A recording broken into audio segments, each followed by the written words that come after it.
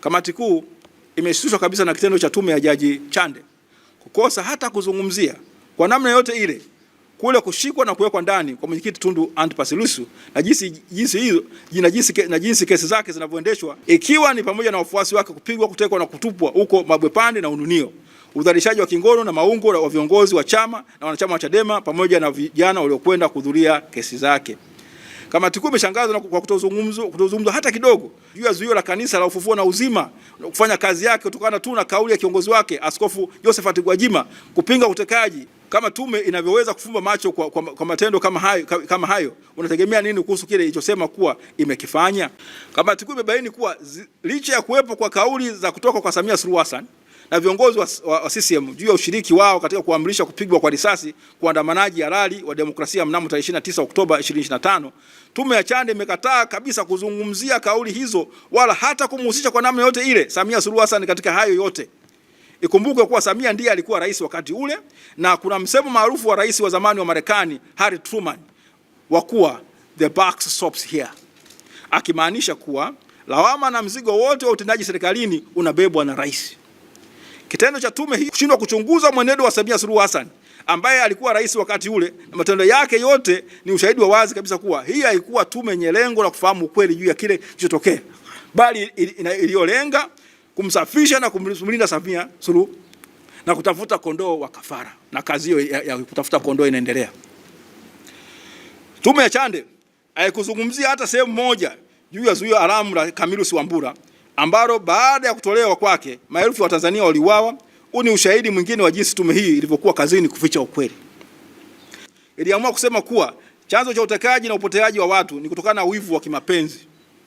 Kamati kuu ilisikitishwa sana na kitendo cha tume hii kunukuu bila hata utafiti taarifa ya jeshi la polisi ambayo ilikuwa imetolewa mwanzoni na katikati ya mwaka 2025. Je, mzee Ali Kibao alikuwa na wivu gani wa mapenzi? Je, Mdude Nyagali aliyepigwa mbele ya mke wake Deusdedith Soka na wenzake walikuwa na wivu gani wa kimapenzi? Ajabu yake, kamati kuu imeshtushwa na kitendo cha tume hii mkataa hata kutambua kuwa mahakama kuu katika kesi ya Deusdedith Soka na wenzake wawili dhidi ya kamishna jenerali wa polisi ambaye ni Miscellaneous Criminal Application number 23998 ya mwaka 24 iliagiza jeshi la polisi kuchunguza upoteaji wa Deusdedith Soka na wenzake. Jaji Dian Sobera alisema, on the 27th August 2024, the respondents, through their arraigned senior state attorney, prayed for time to make inquiry on the whereabouts of the applicants. In that respect, I invoke Rule 12 of the rules and directed the police force, the first, second, third, fourth, and fifth respondents, in particular, to investigate the whereabouts of the applicants through their powers under sections 10 of the Criminal Procedure Act, Cap 20, Revised Edition 2022, and sections 5, subsection 1 of the Police Force and the Auxiliary Services Act, Cap 332, Revised Edition 2019, and Article 14 of the 1977 Constitution of the United Republic of Tanzania, Cap 2, Revised Edition 2019. Taking into account the undeniable fact that the state has a corresponding duty to ensure the safety of its citizens as provided under Order 2233 of the Police Force and Auxiliary Services, Police Police General Orders, PGO, GN number 315 2021, published on the 26th of January 2021. This direction is in line with the Article 2 of the International Convention for the Protection of All Persons from Enforced Disappearance, 2010, which Tanzania is a signatory thereto. Mwisho wa kunukuu. Mpaka leo hii agizo hilo la mahakama kuu halijatekelezwa, lakini kwa tume ya Jaji Chande ukiukwaji wa makusudi ya amri ya mahakama kuu kwake si tatizo, kwa kuwa umefanywa na jeshi la polisi. Sasa inashangazaje kuona wananchi ambao wamekosa haki zao za msingi ambazo kwa kweli hazihitaji hata kubishaniwa au kujadiliwa, kwa sababu katika nchi ya kidemokrasia lazima ziheshimiwe na kuenziwa, wanapoamua kuandamana kuzidai, na huku wakitambua kuwa uchaguzi utokea mara moja tu katika kipindi cha miaka mitano na kuwa haki hiyo ikipotea itabidi wasubiri miaka mingine mitano. Je, hiyo inahitaji mtu awe mtaalamu wa sayansi za roketi au rocket scientist? Tume ya Chande imetaja uzembe mwingi tu, eti hata kuwepo kwa vijana 500 walipewa mafunzo ya kufanya ghasia katika maeneo mbalimbali nchini kwa siku 28, na eti moja ya kambi hizo ilikuwa ni nyumba moja iliyokuwa mita 10 kutoka kituo kimoja cha polisi. Kamati kuu imeshtushwa sana na kauli hii, kwani kama ni kweli basi nchi hii haipo salama na hatuna vyombo vyenye weledi vya ulinzi na usalama na vinatakiwa vivunjwe mara moja. Kwani nimesema eti polisi na vyombo vingine vya usalama wanasema walishtukizwa na wako wamejiandaa ya kutosha kwa aina ya ghasia zilizotokea. Hii si kweli hata kidogo. Wale mnamo Januari 2024 kama tulivyosema hapo juu, Samia Suluhu Hassan alikuwa ametoa agizo kwa ajenda zetu kujiandaa kushirikiana kusimamia uchaguzi mkuu.